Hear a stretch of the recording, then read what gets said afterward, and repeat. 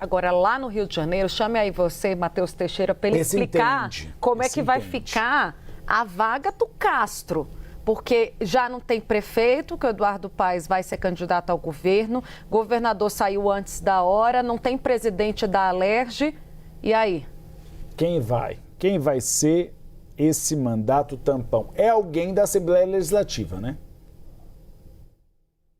Para aumentar, teve a decisão do ministro Luiz Fux, que é do Rio de Janeiro, oriundo da magistratura lá no primeira instância, depois do Tribunal de Justiça do Rio.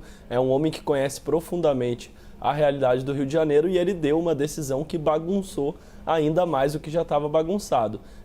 Na semana passada, a Assembleia do Rio aprovou uma lei para afirmar que a desincompatibilização do cargo para concorrer a governador deveria ser feita, né, em 24 horas. A lei geral afirma que precisa, justamente o que a gente está vivendo agora Eduardo Paes deixou o cargo, João Campos deixou o cargo, justamente porque 6 meses antes da eleição, o político que está em um mandato, caso não vá à reeleição, ele tem que deixar o cargo para disputar algum mandato no executivo. E o Rio de Janeiro derrubou essa lei e afirmou que, na verdade, para o mandato tampão só seriam necessárias 24 horas de desincompatibilização.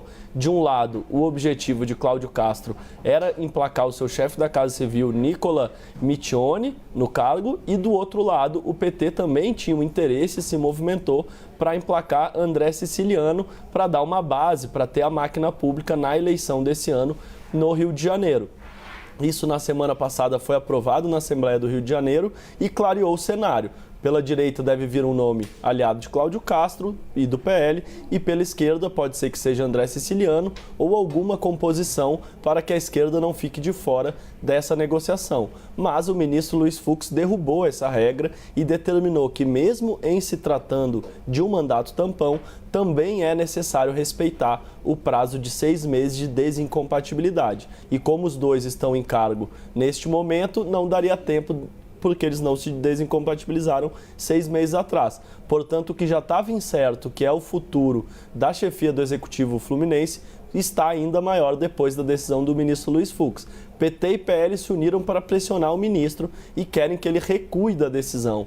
Mas, pelo que eu apurei nos bastidores, o ministro não está muito disposto não a recuar, e se ele mantiver essa decisão, vai ter muita negociação que deve entrar madrugada dentro até chegarmos a uma conclusão final das negociações ali na Assembleia para ver quem assume o cargo.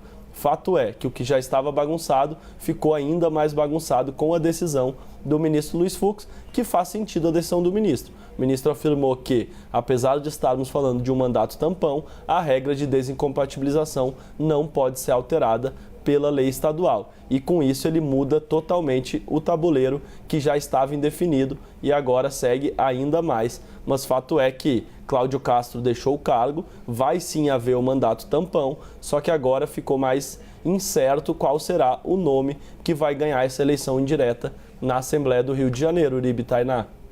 Tem o Nicola Miccioni, é isso? Miccioni, né? Que é o cara que vai pelo... que era secretário, né? Chefe da Casa Civil do Castro.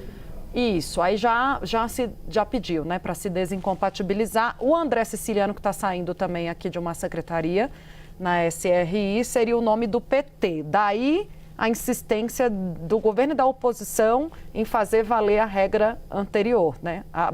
A regra nova que foi suspensa pelo ministro Luiz Fux, de prazo de 24 horas para desincompatibilização. E aí ele retoma a regra antiga, que era de 6 meses. Aí limaria os dois lados, né? Tanto o candidato do governo quanto da oposição. Por isso está todo mundo aqui de olho, esperando para saber qual vai ser a posição. Esperando que ele recue ainda nessa semana. Vamos ver, né? O Matheus está trazendo para a gente que é pressão de todos os lados. Dificilmente o ministro vai retroceder na sua própria decisão.